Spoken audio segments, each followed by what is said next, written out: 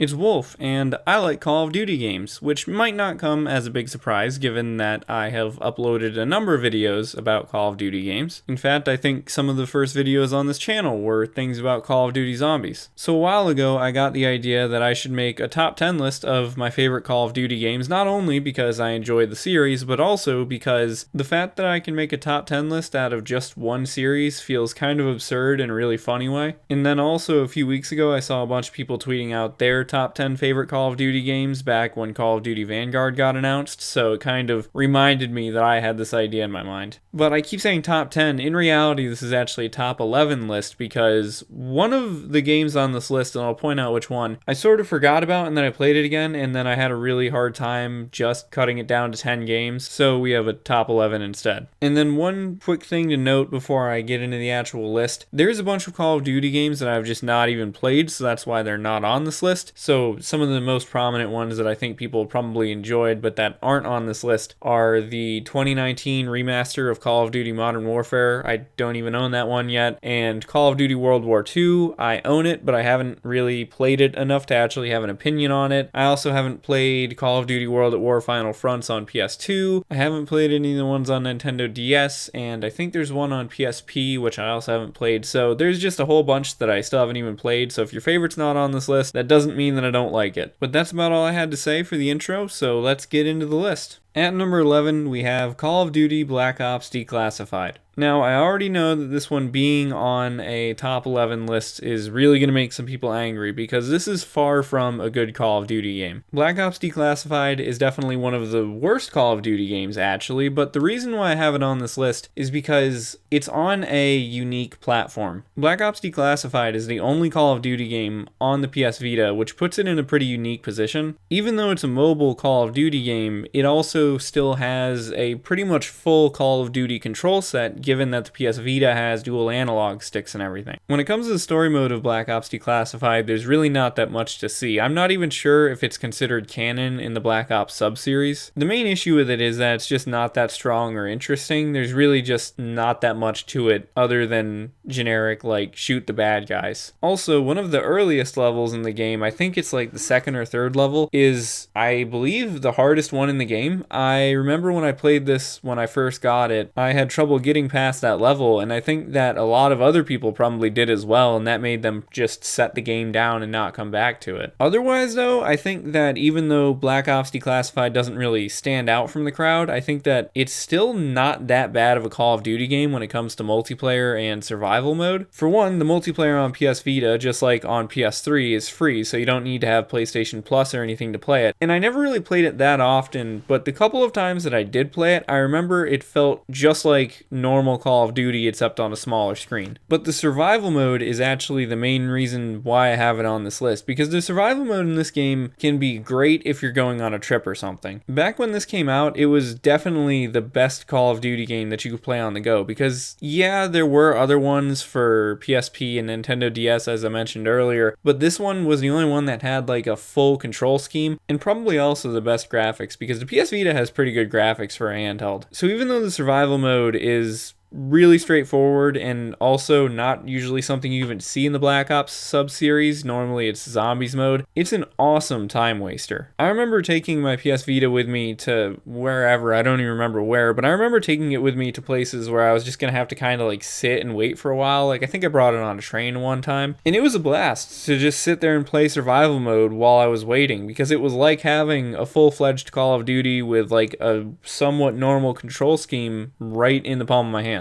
Overall, Call of Duty Black Ops Declassified, far from a very good Call of Duty, but it is great for a time waster, and it was pretty much the best mobile Call of Duty at the time that it came out. At the 10th spot, it's Call of Duty Black Ops 3. So it's pretty hard to talk about Black Ops 3 because there's just a lot of stuff to talk about with this game, honestly, at least for me. So I'm going to try to really simplify it because this is like my fourth attempt at recording this. So the main things I don't like about this game are the multiplayer and zombies modes. When it comes to multiplayer, there's a few pretty straightforward reasons. For one, I don't really like the movement system in this game, which might sound weird because I do like the movement system in Advanced Warfare. I felt like the way that Advanced Warfare did the enhanced movement stuff kind of felt appropriate to Call of Duty because it was very like linear. You didn't really float or anything. But in Black Ops 3, it felt like they pretty much just copied and pasted from Titanfall. That floaty type of movement just feels really weird in a Call of Duty game, especially because Call of Duty maps are relatively small compared to games like Titanfall. So just to have that range of movement in such a small area feels strange. I also wasn't a fan of the inclusion of specialists because I felt like they just really overcomplicated an already pretty complex game. I mean, when you're playing Call of Duty, there's a lot to think about with your loadout between like what weapons you're going to take, which attachments, which perks, which score streaks, all that stuff. And to have the specialists in there just felt like it added a whole nother layer that didn't need to be there. And it also can screw up the flow of gameplay. And then from a plot perspective, usually Call of Duty games try to tie the multiplayer mode in with the story mode in some way. Usually there's like levels that are in both or stuff like that. In Black Ops 3, it really didn't feel like they did that at all because with the specialists, you have this whole new group of characters and you would think like maybe just because of the context of them, maybe they would somehow like run into your player in the single player mode or something, but they don't show up anywhere in the single player mode, which just feels really strange because you wouldn't think it would be that hard for them to make some way for these characters to make a cameo or something. And then when it comes to zombies mode, there's also just a few simple reasons why I wasn't a fan of it in this game. Similarly to multiplayer, I felt like it was way too complicated. I thought the addition of the gobblegums in particular was the thing that, again, sort of similar to specialists, added a whole nother layer of stuff on top of an already complex game. And I also didn't like the switcheroo that they pulled with Shadows of Evil because so far as I remember in the advertising and stuff, they never really hinted that the original 4 crew was going to come back again. And then so they introduced all this really cool new stuff in Shadows of Evil with like the Apothicons and all sorts of other stuff, and it really looked like it was going to go in a different direction. But then a few days after the game came out and people figured out the Easter egg, it turned out that Richtofen just pops back up again. And I was just annoyed by that because I wish they would have taken the opportunity to go in a different direction. But Treyarch constantly does switcheroos like that where they make you think that you're going to follow another story for a little while and then the original 4 crew just comes back again. However, despite all the stuff that I just said that probably makes it sound like I really hate this game, there is one really strong point that it has, and that is the campaign mode. Now, when I first played through Black Ops 3's campaign, I also thought that it was stupid because it's, set far in the future, it doesn't really seem to have that much to do with the other Black Ops games, and it just didn't feel fitting. But when I played through this again for the playthrough that I did like a year ago or so, I paid more attention to the plot, and I realized that it's actually a pretty interesting game. Even though the story isn't directly connected to the previous Black Ops games in that many ways, the overall themes of the Black Ops sub-series are still there. And in particular, what I'm talking about is mind control. I feel like people don't talk about the campaign modes of Call of Duty games nearly as much as they talk about multiplayer zombies modes, but the Black Ops sub-series has this very clear line running through it about mind control that is present in every single game, and Black Ops 1 also especially does a really good job with it. But this game being set in the future lets it take on a different route than the other Black Ops games, because in the other Black Ops games, the whole mind control thing is usually like some sort of MK Ultra type of thing, whereas in this game, it's more of like a technology type of thing. I know the game's pretty old, but I don't really want to spoil it, but just trust me out if you're kind of interested in a story that's sort of sci-fi mind control technology stuff. This game actually has a pretty interesting story. And one other positive for the campaign mode of this game is the Nightmares mode. After I played through the Nightmares mode for that playthrough I did, I was shocked that I never hear anybody talk about this. Black Ops 3 is the only Call of Duty game with a mode like this, and it's sort of a really good idea. To put it simply, what they did for Nightmares mode was they took all of the levels and even the cutscenes from the main campaign, pretty much muted all the cutscenes, and then had a new protagonist character do like voiceovers explaining what was happening. And the story is like completely different. There's similar themes and stuff, but the story is completely different. The levels are played in a different order and stuff, and the cutscenes, the voiceover that the protagonist does describes them as like being completely different than what happens in the base game. Also, it replaces all of the normal enemies with zombies, which is fitting because the campaign is about zombie stuff anyway. But to put it simply, it's just really cool how this game effectively has 2 whole campaigns, and even though Nightmares mode is kind of silly and stuff with some of the things they say, in some ways it actually almost sounds like that could have been equally as real of a campaign for Black Ops 3. And it's just really cool to see what they could do by by pretty much recycling assets and just adding really just a voiceover to it. So it's a really interesting mode. I don't think that many people played it. If you own Black Ops 3 and you haven't played Nightmares mode, definitely go check it out. It's really cool. Outcome? Train go boom.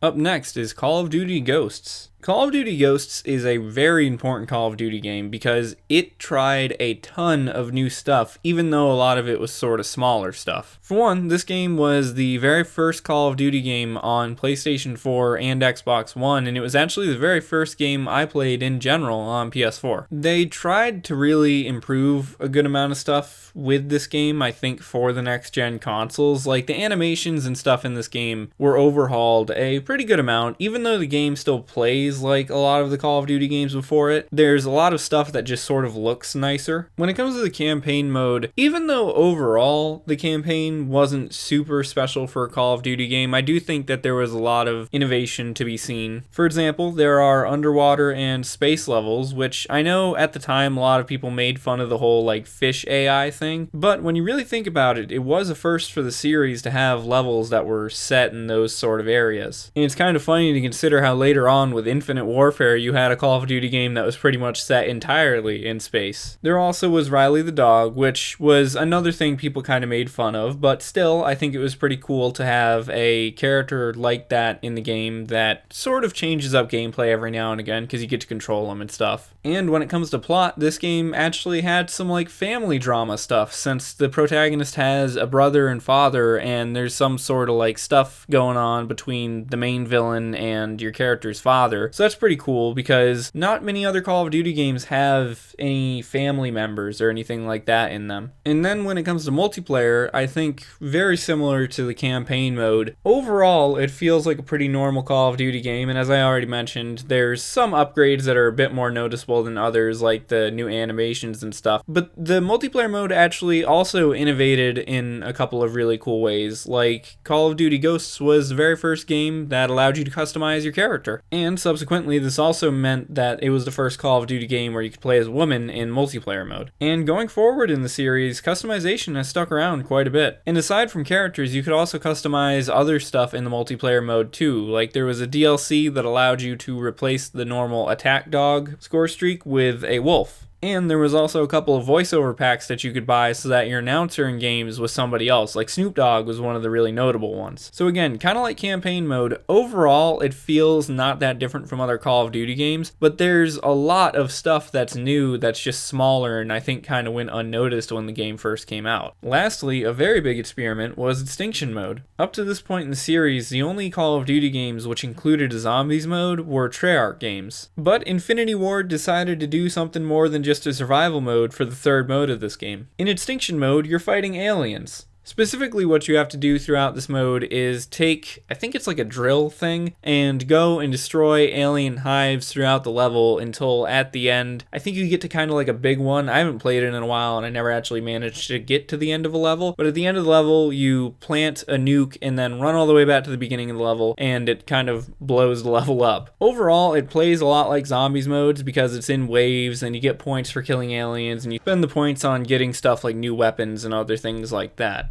But it's also quite a bit different from zombies modes. Aliens are pretty significantly different than zombies, so they come in a whole bunch of different shapes and speeds and variety in general. And you could also do stuff like choose a different starting weapon for your character, which I don't think was in any of the zombies modes before this. And you could choose a sort of specialty for your character so they could do stuff like drop ammo boxes and things like that. I don't think Extinction mode caught on nearly as well as zombies mode because it doesn't really have that same replayability factor, and I'd say it's significantly harder than zombies mode also, especially if you're playing solo. Like, I've never been able to get very far in Extinction mode playing solo. But it's still a really cool change up of things, and it's cool to see that Infinity Ward decided to experiment there too. So overall, even though Call of Duty Ghosts is not particularly like an ultra standout Call of Duty game, I think it's really important to consider all of the experiments and innovations that Infinity Ward did with this game that people didn't necessarily talk about at the time that it came out, but a whole number of those changes ended up being continued further into the series, and even if they weren't, there's just a lot of cool, unique stuff about this game. At the 8th spot, it's Call of Duty Mobile. So this game was actually the game that made me make this a top 11 list instead of a top 10 list. I forgot just how good Call of Duty Mobile is. I know that might sound really hard to believe since mobile games usually have a really negative connotation, but Call of Duty Mobile is genuinely a good game. It can get annoying because it has all of the usual mobile game problems. There's a lot of advertisements for stuff. In order to get cool characters or cool camos for your guns and stuff, you have to go through a bajillion steps and spend money and all that type of crap. But when it comes to actually playing the game, it is a blast. In a very similar vein to what I said about Call of Duty Black Ops Declassified, it's just so nice to have a Call of Duty game available on the go. This game came out when I was a junior in college, and it was just great for between classes or like waiting for food, stuff like that. Although it might seem kind of hard to believe that mobile game controls can work well for a Call of Duty game, there's a control set in there that whenever you press the fire button, your character kind of like automatically looks down the sights, and it works surprisingly well for a first-person shooter. The game has 3 modes. It's got your normal multiplayer mode, it's got a battle royale, and sometimes it's got a zombies mode. It's kind of a seasonal thing. I haven't played much of the battle royale mode, but what I did play of it, it reminded me a lot of PUBG Mobile, so if you've played that, you'll probably be pretty familiar with how Call of Duty Mobile's battle royale feels, especially because I think it's even the same developer, so kind of makes sense that they feel similar. Zombies mode is pretty fun too, but like I said, it's sort of a seasonal thing. It was there a while ago, and then now it just sort of popped back up when I played it like last week or so. It depends on like when you play, kind of how much fun the zombies mode is. The version that they have of it right now kind of feels almost like the Black Ops Cold War levels that are like the really big maps that kind of have a specific objective. It feels like that. I haven't played too much of that, but if you like those sorts of zombies levels, you'd probably really enjoy it. A while ago, they had a mobile version of Shino Numa in it, and that was a lot of fun. That played just like normal Call of Duty Zombies. It actually played a lot like the app that they used to have for Call of Duty Zombies, but I think that's been taken off the App Store now. And multiplayer mode feels like Call of Duty multiplayer on your phone. I don't really have anything specific to praise or complain about with it. Once you get used to the control scheme, it is quite a bit of fun to play. It reminds me a lot of Black Ops 2's multiplayer with just the levels they have and sort of the overall gameplay of it. Also, I think Call of Duty Mobile is the Call of Duty game that I am the best at multiplayer in, which is really weird, but I'm not complaining. Plus, it's also free, so I mean, if you don't like it, just delete it. You didn't really lose anything. So yeah, Call of Duty Mobile is a surprisingly competent version of Call of Duty on cell phones. At number 7, it is Call of Duty Advanced Warfare. This is one of those Call of Duty games that I also just really genuinely like. I don't really have that much to say negative about it, and in a lot of ways, I think that I like it for the same reasons as I liked Call of Duty Ghosts, in that it experimented a lot. But unlike Call of Duty Ghosts, I feel like Advanced Warfare had more things in it that made it kind of stand out as a Call of Duty game, whereas Ghosts sort of felt like a normal Call of Duty game, even with all of the extra stuff in it. So yeah, absolutely cannot talk about Advanced Warfare without mentioning that this was the very first Call of Duty game to have any sort of advanced movement style. By that, I mean that this was the first Call of Duty game to include jetpacks. I remember when this first came out, and even kind of when that whole concept got announced, people were not happy with it, and I think today, even when people talk about Advanced Warfare, they still really didn't like the movement system in this game, but I actually really liked it, and kind of similar to what I said in relation to Black Ops 3, even though I understand why people dislike jetpacks in Call of Duty, I felt like this style of jetpack sort of movement was way more fitting for the series than what we got with Black Ops 3 and Infinite Warfare. I like it because it makes the game a little bit more fast-paced, but you also don't have stuff like wall running or anything. Having that double jump feature and kind of that like in-air dash feature just allows you to make movements in like a few directions quicker than normal, whereas all the jetpack stuff that came later with like wall running and all that type of stuff just didn't feel like it fit in Call of Duty. This felt like you were pretty much just getting a higher jump in a normal Call of Duty movement style. And then another important mechanic to mention that was first introduced in Advanced Warfare is loot boxes. Nobody likes loot boxes, and it sucks that they have been implemented into the series, just straight up. But I think that Advanced Warfare did it in a better way than other Call of Duty games have done it. Namely, you actually get loot boxes from just playing the game. So far as I remember, every single Call of Duty game after this this that includes loot boxes, they use the COD point system. This game does not. You actually just get the loot boxes without needing to get another currency to purchase them first. So as you play the game, you will just randomly get a notification on your screen sometimes that you've unlocked a loot box. This is a way better way to do it than what they ended up doing down the line with COD points and stuff, because even though it was annoying that there was stuff that was locked behind loot boxes, at least just playing normally still allowed you to unlock that stuff eventually. What I'm getting at is loot boxes suck. I wish they hadn't been added to the Call of Duty series, but of all of the games which include them in Call of Duty, I think that this game has the best system for it. Aside from mechanics, time to talk about the actual game itself. When it comes to the campaign mode of this game, I thought that it was a pretty good one. I don't know if it's necessarily my favorite Call of Duty campaign, but I really enjoyed how it had sort of a different focus than a whole lot of other Call of Duty games. A lot of Call of Duty games are focused on like big sort of two nations going to war with each other, or not necessarily nations, but just like two groups going to war with each other. Whereas this game focuses a lot on like private military corporation stuff, which I think is pretty interesting. Also, the protagonist of this campaign mode has a robot arm, which is pretty cool. And this campaign gave us the infamous press F to pay respects scene.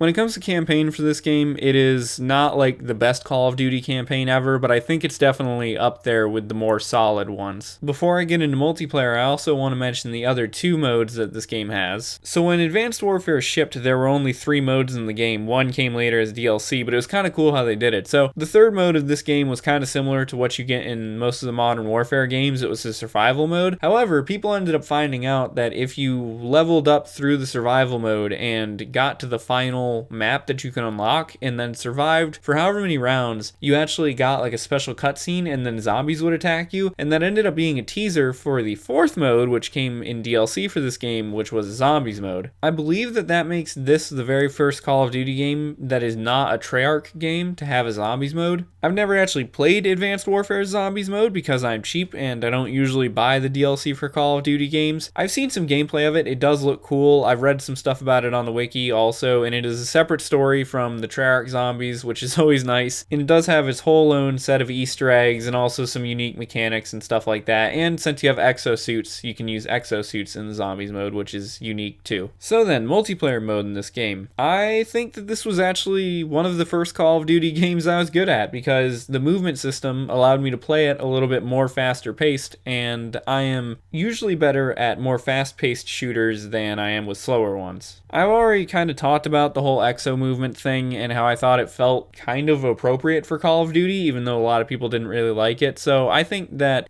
kind of applies to the multiplayer mode. I felt like once I got used to the movement system, it was really helpful in multiplayer mode, and I was just able to get around maps and stuff really well. Advanced Warfare also had a lot of awesome weapons, and I'm bringing them up in relation to the multiplayer mode, but a lot of them do also appear in the campaign mode as well. There's just numerous weapons in this game that are unlike anything else in the Call of Duty series. So for example, I remember one of the guns that a lot of people were talking about at first. I can't remember the exact name of it, but there's a gun in this game that will actually 3D print ammo, so your ammo reserve can be emptied, but it will eventually replenish itself. There was also a laser gun that didn't have any ammo, but it would overheat as you used it. There was another weapon too that was like a dual wield thing, and it was sort of these 2 huge machine guns that I think were like shoulder mounted. Again, I can't remember the exact name of it, but if I can like somehow get some gameplay of it or something, I will try to. Speaking of that, if you're watching this video and you're noticing that like multiplayer gameplay in these games is either on like the PS3 version of the game or in bot mode, don't have PS Plus right now, so that's why. And then also, how could I forget the blunderbuss? This game has a blunderbuss. It's a DLC weapon, but it's a one-shot kill, but it is, I think, probably the slowest reloading gun in Call of Duty. So overall, even though we're still pretty early on in the list, I think Advanced Warfare is a really good Call of Duty game. And I know that a lot of people don't like it because there were a lot of kind of weird and questionable changes at the time, but I think if you give it a fair chance, there is a lot to enjoy about this game.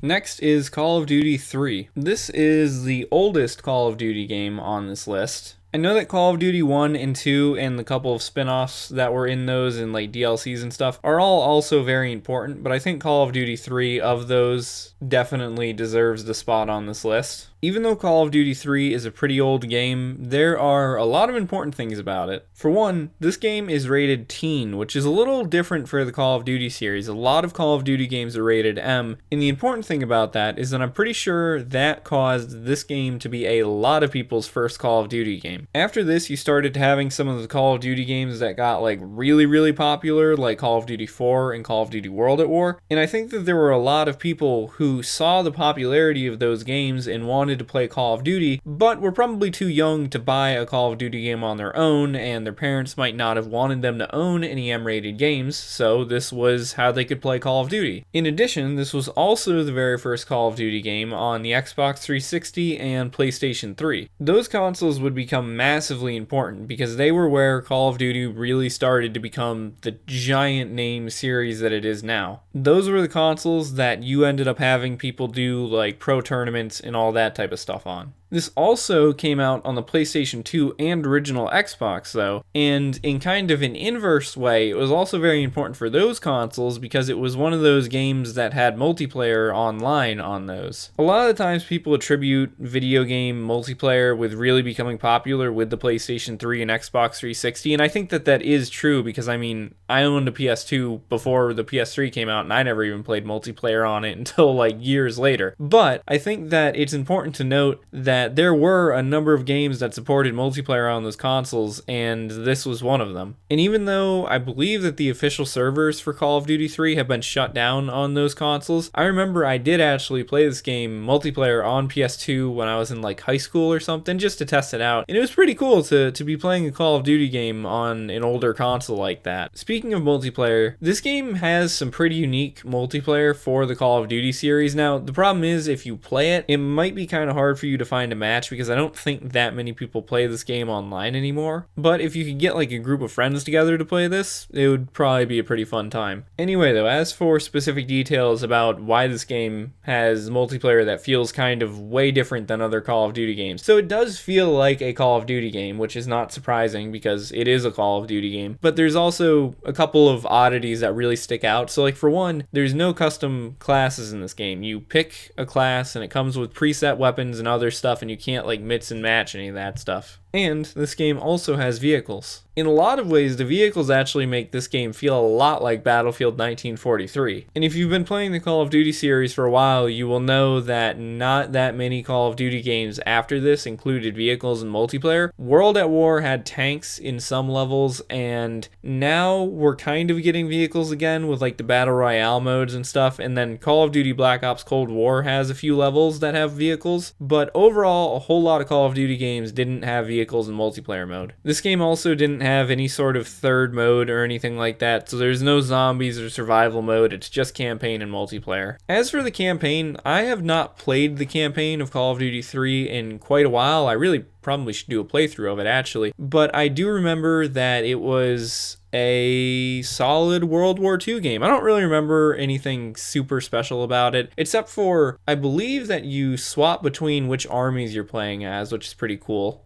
I just checked actually, and according to Wikipedia, there are 4 separate campaigns. I don't remember actually being able to like select them. I'm pretty sure it kind of jumps back and forth, but there's the American campaign, British campaign, Canadian campaign, and Polish campaign. And Call of Duty games have never shied away from having multiple protagonists or anything, but I feel like with the more recent ones, that's a little bit less common, so it's cool to see one that shifts around quite a bit. So when it comes to Call of Duty 3, it's not, the most modern Call of Duty game or anything, and it's definitely got a lot of aspects that show its age, but I think when it comes to like the historical stuff of Call of Duty, that this game is absolutely one of the most important ones. And if you haven't played it, which I feel like a lot of people probably haven't because it has been quite a while since it came out, if you haven't played it before, it is probably worth checking out. At the 5th spot, it's Call of Duty Black Ops 2. This is another game in the series that you could just say so many things about. There was just a lot of stuff shoved into this game. Black Ops 2 is where I really sort of started to get into Call of Duty. I had Call of Duty 3 before this, I think, but that was on my PS2, and it was, a while between that game and Black Ops 2. And I got Black Ops 2, I think, when I was in 8th grade, and I just ended up playing a ton of it. I think that Black Ops 2 was another game in the series that was just like a major entry point for a lot of people, kind of similar to how Modern Warfare 2 I think sort of was. Just a lot of people who didn't play Call of Duty before played Black Ops 2, and that's where they started playing the series. I played this game so much that even though I was awful at it, I still prestiged like 3 or 4 times in multiplayer. So as for the game itself, where do I even begin with Black Ops 2? I guess the campaign is a good starting point. So the campaign for this game was pretty strong. I do think that in some ways it felt a little bit weird to have kind of the futuristic levels and the levels that were back in like the 60s through 80s and stuff, because Black Ops 1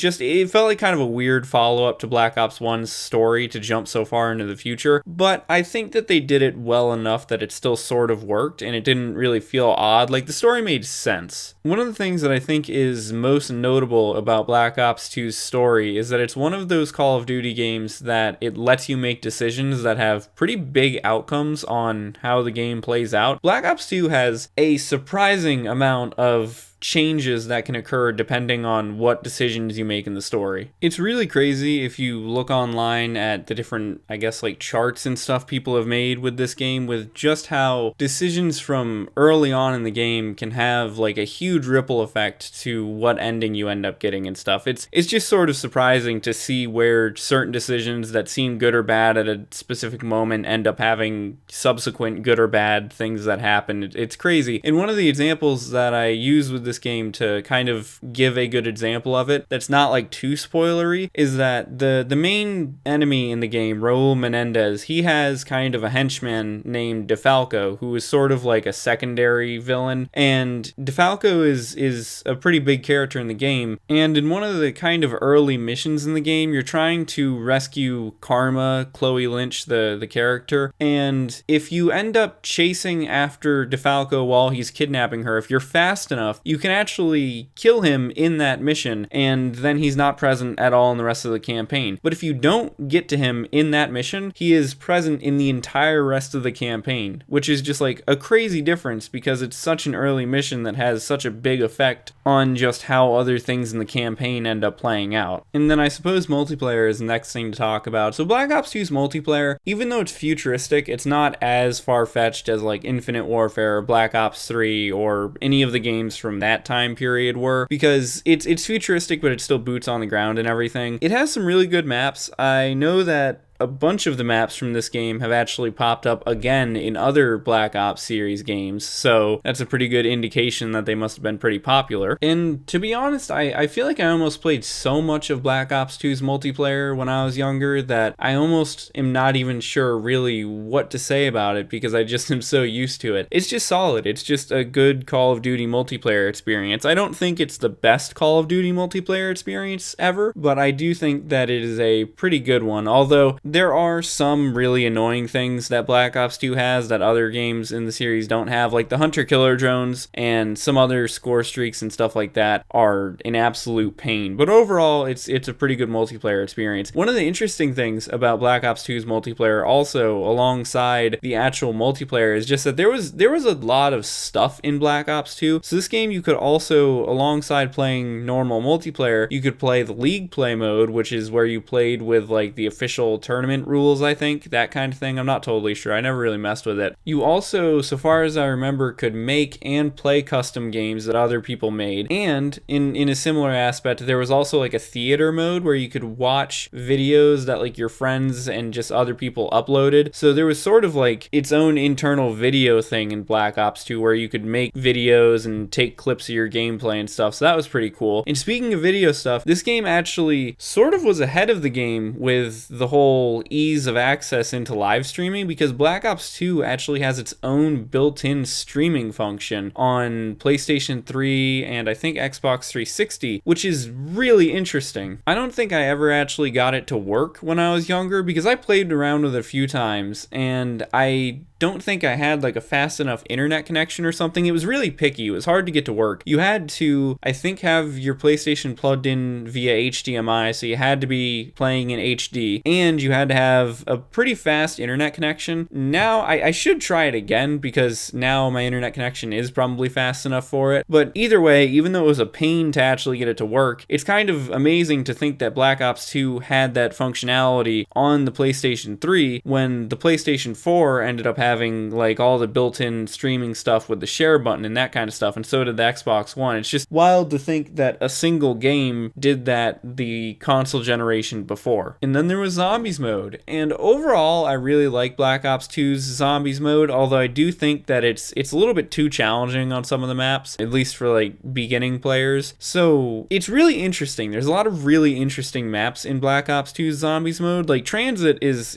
unlike any other Zombies map really, because there's a whole aspect of the bus and that kind of thing. And other maps too, like Origins was really unique because it had the big robots, and Mob of the Dead was a pretty unique one also. That one had a whole ton of new features. And I actually went to Alcatraz one time, and it's pretty cool to see the parts of Mob of the Dead that are like really accurate to the real Alcatraz. If you guys ever get the chance to like go see Alcatraz and then like go home and play it, it's really cool. I also really enjoy Town. I think that is one of my favorite Zombies maps ever. It's just really nice and simple and straightforward. You have the Pack-a-Punch to begin with, you have the perks to begin with, you don't have to go activate 20 things just to be able to get Juggernaut. It's really nice and straightforward. But I do think that overall Black Ops 2 Zombies mode did go a little over the top with the Easter eggs. I think Black Ops 2 is when a lot of people really started getting into the Zombies mode in Call of Duty, because there were people who dedicated like their entire YouTube channel to it and stuff at this point. And there is good reason for it, because Call of Duty Zombies mode is a lot of fun. But I think that Treyarch kind of almost overdid adding new challenges to new maps to challenge the Zombies community, because it would get to the point where some of the Easter eggs in some of these maps are just absurd. I mean, they're just really hard to do. And in some of the maps too, like Origins and like Mob of the Dead, are very hard to play if you don't do at least part of an Easter egg. And the Easter eggs are so obscure that you pretty much need to look up a guide to figure them out. So that is one negative thing about Black Ops 2 Zombies mode, but overall it is pretty fun. So yeah, Black Ops 2, I think that most people have played this one already, but if you haven't played Black Ops 2, it is absolutely a standout game in the series, and you should check it out. In the fourth spot, it is Call of Duty Infinite Warfare. This might seem surprising because I ripped on Black Ops 3 quite a bit earlier in the video, and a lot of mechanics in Infinite Warfare are pretty much the same as in Black Ops 3. But there's also a few things that I think kind of excuse Infinite Warfare from some of the complaints that I had about Black Ops 3. Like for one of the things that I mentioned in the Black Ops 3 section of this video was how I disliked the specialists, partially because they didn't fit into the story at all of Black Ops, and I think that Infinite Warfare kind of gets away with specialists a little bit more because it's a new story. It's not connected to anything else, whereas Black Ops 3 was already kind of stretching the Black Ops series. Infinite Warfare is a totally standalone story. Also, I think that they overall made the game futuristic enough to justify all of like the jetpacks and everything. It still wasn't that great because it doesn't feel super fitting for Call of Duty to have jetpacks and double jumps and stuff like that, but I think in the setting of this game it made more sense than it did in Black Ops 3 or other Call of Duty games. As for the multiplayer in this game, since we're already talking about mechanics and stuff, even though this game's multiplayer is pretty similar to Black Ops 3's, I feel like I had more fun with it. I think I still found it pretty challenging because there is like way too much going on all the time, kind of same thing as I said for Black Ops 3, but I don't know, just something about this game, I think it just felt better. I guess that extra year or whatever between Black Ops 3 coming out and this game coming out kind of maybe let them improve the mechanics a bit for all of the boost jumping and in-wall running and all that type of stuff, because even though it still felt like a lot to handle all at once, I do think that it was too tuned better in this game. And then I think that the campaign was weird for a Call of Duty game, but I don't think it was particularly bad. I mean, this game you have straight up spaceships and stuff, which definitely feels really strange for a series that started out as World War II games, but I think it's one of those things where if you kind of detach it almost from like what you expect in a Call of Duty game, it still is pretty good. I mean, I think one of the things that really saved Infinite Warfare from a lot of complaints that I would have had about it is just the fact that it's a standalone game. They didn't try to connect it to Modern Warfare or any other sub-series, and therefore I think that a lot of the weird stuff in this game feels like it's more justifiable. If they had tried to call this a Modern Warfare game, I think I would have had a lot more complaining. But since it's its own thing,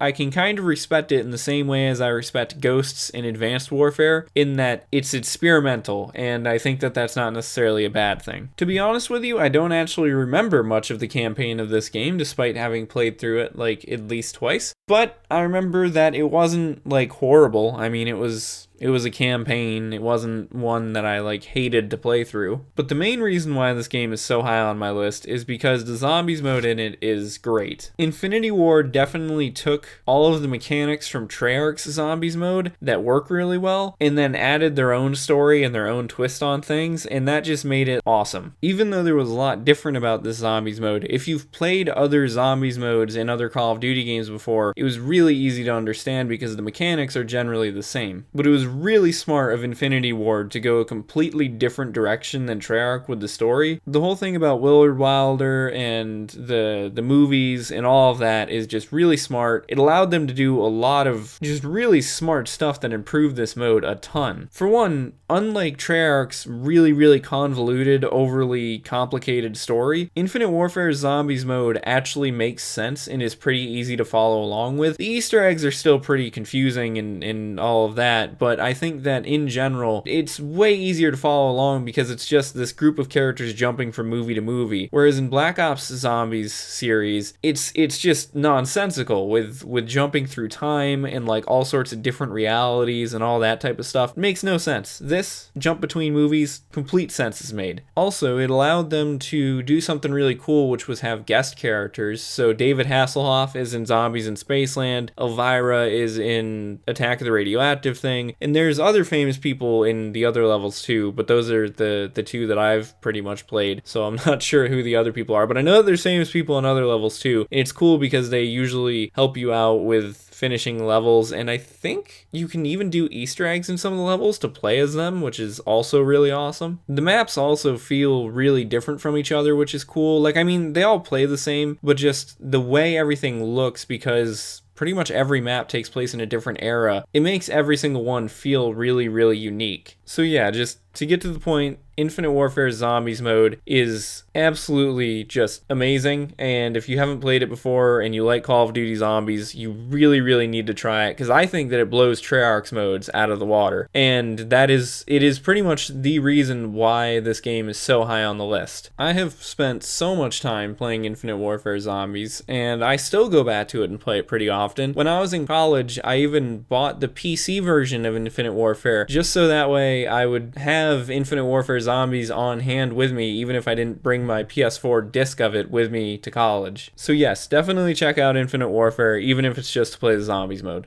At third, it's Call of Duty World at War. One of the main reasons why this game is so high on my list is because for a long time, World at War was the definitive World War II Call of Duty game. If you look at the series of Call of Duty and releases and everything, you had the original Call of Duty games up until Call of Duty 3, those all took place in World War II. Then Call of Duty 4 brought things to modern times. Then World at War came out after that, brought it back to World War II, and after that, for a while, there was not another World War II Call of Duty game. This came out on PS3 and 360. We didn't get another Call of Duty World War II game until PlayStation 4 and Xbox One, and it wasn't until a while into those consoles' life cycles that we got Call of Duty World War II, and then even still, after that, we're just now getting Call of Duty Vanguard. So this game was World War II Call of Duty for a while. World at War is just one of those Call of Duty games that really is is just solid. It's just a good game. World at War is just one of those very well put together Call of Duty games. When it comes to the campaign mode, again, I haven't played it in a while, so I don't really remember the exact details of it, but I do remember you play as both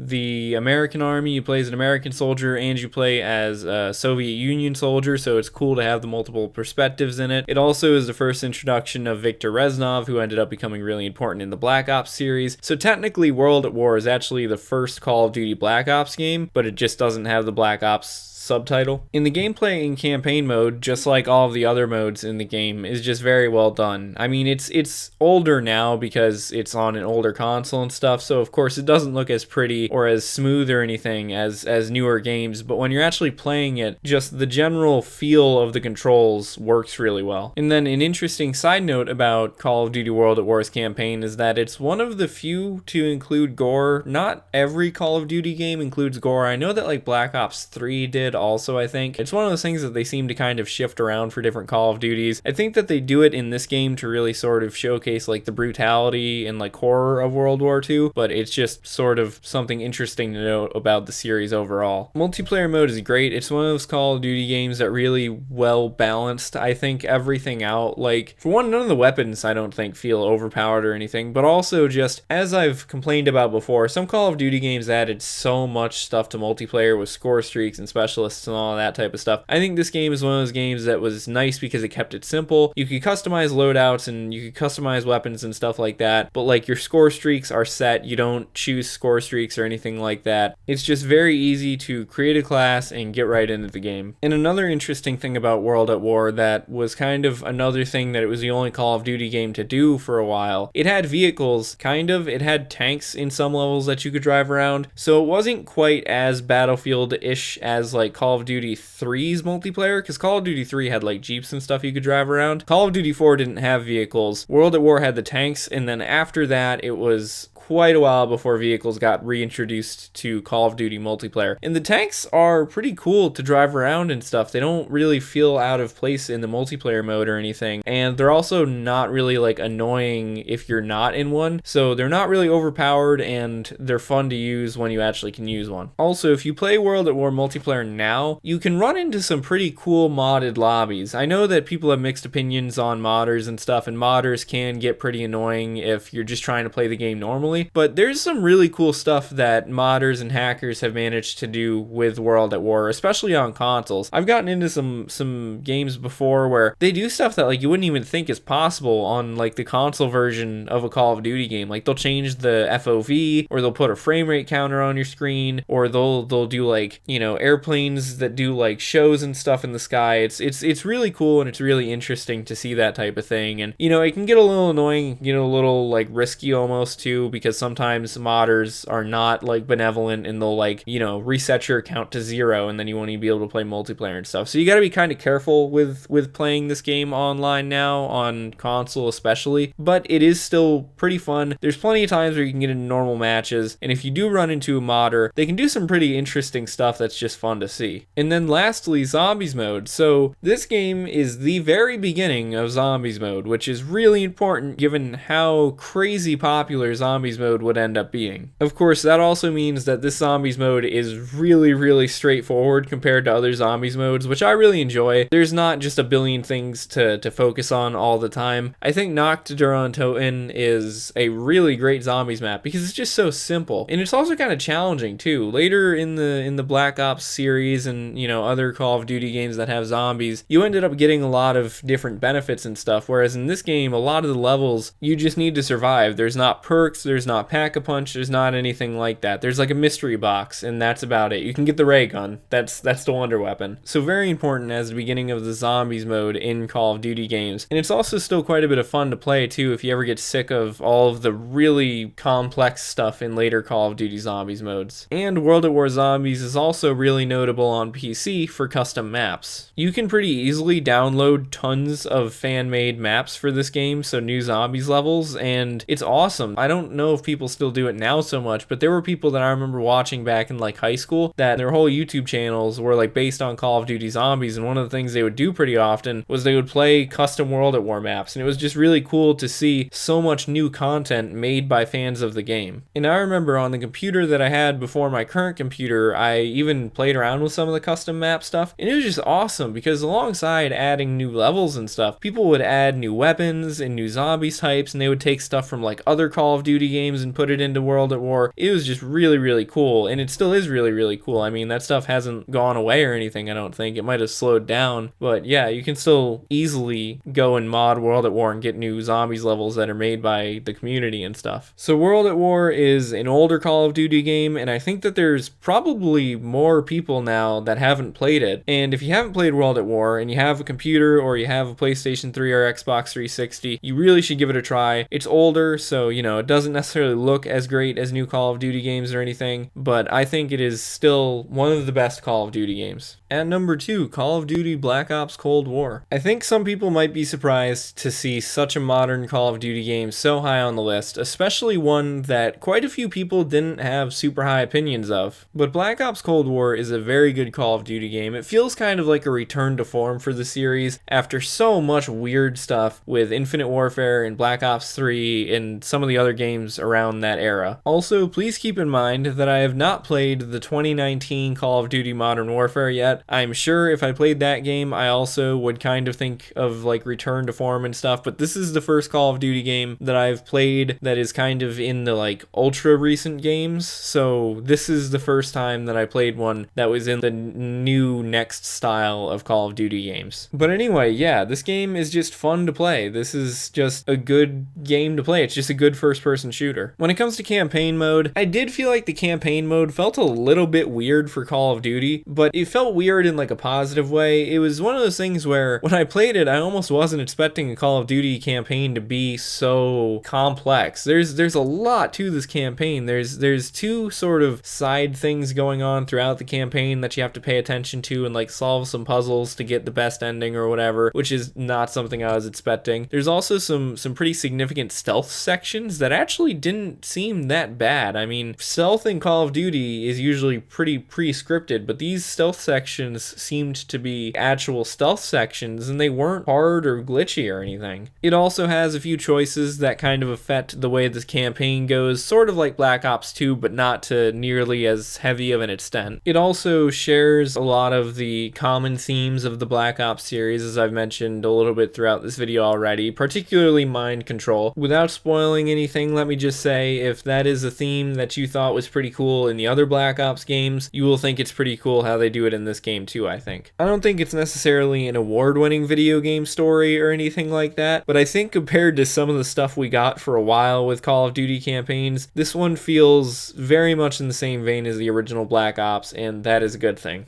Multiplayer mode is also a lot of fun. The graphics in this game are really awesome. Speaking of, I'm just thinking of like in multiplayer you can slide and stuff, and it's just very smooth game, especially on PS5. I think this was the first Call of Duty game released on PS5, and that's mainly where I've played it, and it just looks very good and plays very good on PS5, and the adaptive trigger stuff is really cool for a game like this. But anyway, for multiplayer stuff, it's very nice to see a fast-paced, boots-on-the-ground Call of Duty game. I think that the smoothness of the movement in this game works really well, and I think it kind of goes to show that you can have a fast-paced Call of Duty game that's fun to play without needing all of the jetpacks and stuff like that we were getting for a while. There's also not like specialists or overpowered score streaks or anything like that, at least so far as I've seen. It's just a very solid Call of Duty multiplayer experience. Kind of like what I said about World at War. It's just straightforward, easy to get into, easy to play, a lot of fun to play. Yeah, it's just good multiplayer. And then when it comes to zombies mode in Black Ops Cold War, I think they did a lot of things right. For one, they finally kind of started combining the normal Black Ops story and the zombie story, which is pretty interesting. And overall, even though the story is very much still like Treyarch complex, I felt like it's a lot easier to get into Cold War Zombies because the game tells you what to do up to the extent where you can actually play for high rounds without needing to like run around and figure stuff out for yourself. Most of the levels tutorials tell you exactly what to do up to getting the Pack-a-Punch unlocked, which is usually the point you need to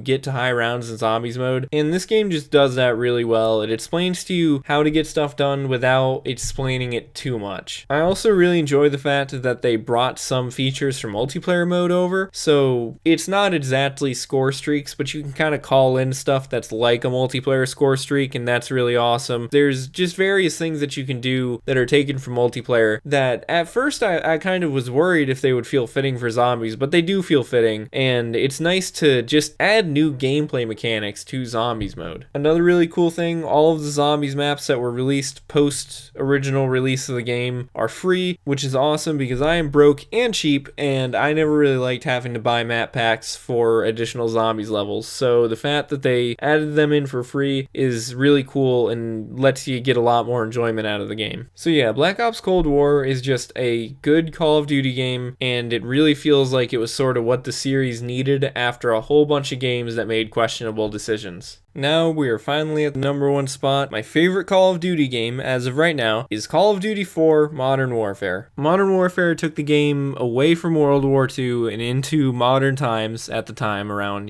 2006, and just absolutely laid the basis for every single future Call of Duty game that came out. The story mode of Modern Warfare is just really interesting because it was just really real when it came out. I mean, I was alive in the mid 2000s, and of course I didn't play this game until quite a while later, but just playing this game and seeing how up-to-date technology and all of that type of stuff was to the time period that the game actually came out in, it's just kind of amazing in some ways. I feel like a lot of games don't always focus really accurately on the present, and it feels like this game did try to focus really accurately on the present of the time that it was getting developed in. And even though the side of the story that dealt with like Russian ultranationalists and stuff wasn't necessarily super realistic, I think the part of the story that focused on American troops and American troops in the Middle East and stuff was kind of probably like strikingly relevant at the time when it came out, because America was fighting in the Middle East at that time. And not to kind of sound like I'm making a pun, but it's weird to see how modern this game really was at the time. And I think also this was probably kind of the first Call of Duty game to really have set piece moments. I mean, other Call of Duty games before this, which was like 1 through 3 pretty much, they had, important moments and stuff, but I feel like this was the first Call of Duty game to really have moments where you're not in combat and you're just kind of watching it like a movie. And then as for multiplayer mode in this game, because this game only had 2 modes, which is kind of nice in some ways, keeps it simple, multiplayer in this game is great because it's just so straightforward. It did introduce quite a bit of stuff though, stuff that is still important in the Call of Duty series to this day. So like for one, score streaks, I mean it was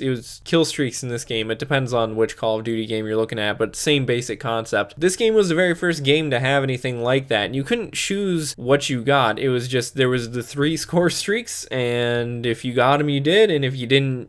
You couldn't hoard them or anything. You had to activate them. If you got the next one after that, you couldn't activate the one previously that you had. So it added a new realm to the game, and honestly, I don't really think that many other games had anything like that either at the time. So far as I know, it was also the first Call of Duty game with custom classes, which is pretty cool because then you could customize which guns and which attachments you wanted to take with you. But it was very simple. You choose 2 guns and you choose 1 attachment for each. It is very straightforward, but you can also still get pretty deep into it to really customize a class that is fitting for you. Also, the maps in the multiplayer mode for Call of Duty 4 are really good. I don't think there's really a map that I dislike in this game. I think they're just very well designed with like what you can see from where and how players will navigate around them and stuff. It's just a very well designed multiplayer mode overall. Also, very similar to what I said about Call of Duty World at War, even though modders and hackers can get annoying, Call of Duty 4 is also an older Call of Duty game, so sometimes you'll run into modders and hackers and stuff just playing normal game modes, but it's still pretty cool because you can end up like just seeing some really interesting stuff that they can do with their mods and hacks and stuff. Almost the same thing everything I said for World at War, you are just kind of amazed at what Call of Duty 4 on a console can do when people,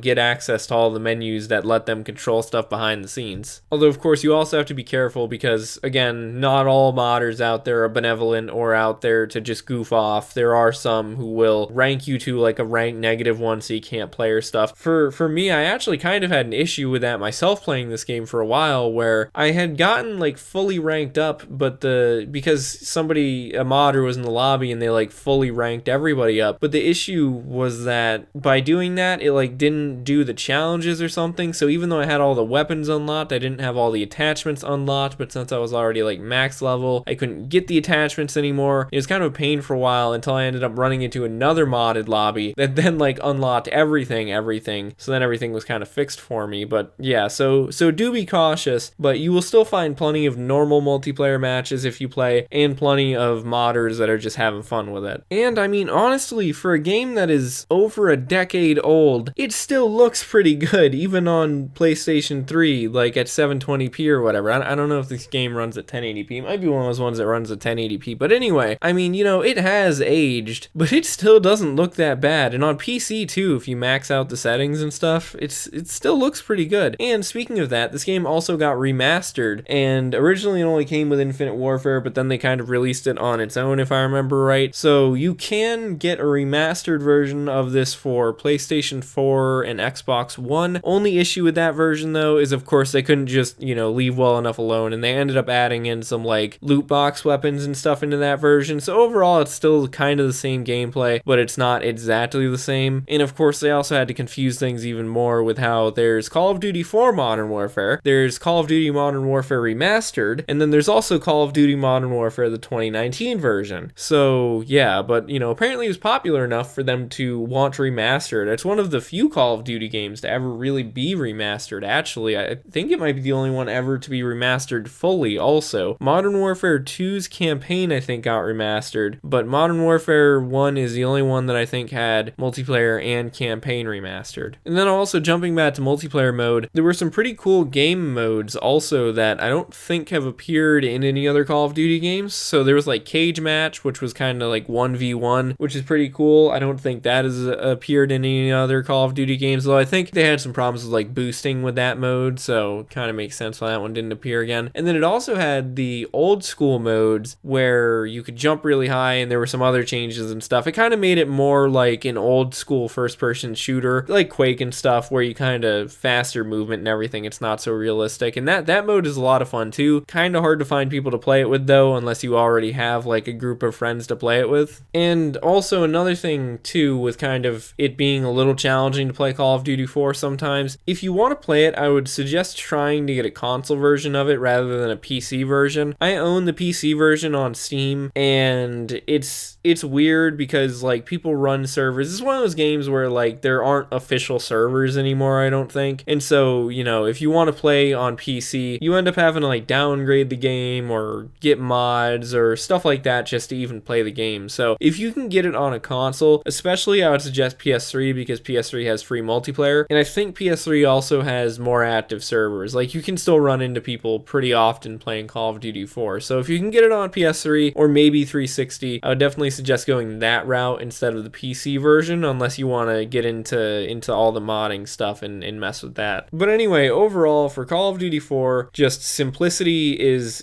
absolutely the golden thing in this game. It is great. It feels like a Call of Duty game. You can tell that this is where Call of Duty really kind of started to shape into the game that it is now, but it's before they really started adding like too much stuff, before they made some weird decisions with some of the games. And I mean, there's also plenty of Call of Duty games that came out after this game that are great too. I mean, all of the other games on this list, except for Call of Duty 3, came out after this game. I just think that Call of Duty 4 is just really awesome, and it's my personal favorite Call of Duty at the moment, so I would heavily suggest checking it out. As time goes on, I think there's a lot more people who get into Call of Duty who haven't played the older Call of Duty games. You really should check out Call of Duty 4. It's a great game. It still is fun to play today, and you really can see where modern Call of Duties came from in this game. So anyway, that is my top 11 Call of Duty list. This video has been taking me a while to put together. I haven't even started recording recording gameplay yet for it, and I can already tell this video is going to still continue to take a while to put together. So if you enjoyed it, leave a like and try to subscribe. I do list videos every now and again. Make sure to tell me which Call of Duty games are your guys' favorite in the comments, because I know that there's a ton of Call of Duty games that still were not on this list. Let me know if you're looking forward to Vanguard or whatever Call of Duty is coming out if you're watching this after Vanguard has already come out. Thanks for watching. I'll see you in other videos, and bye-bye.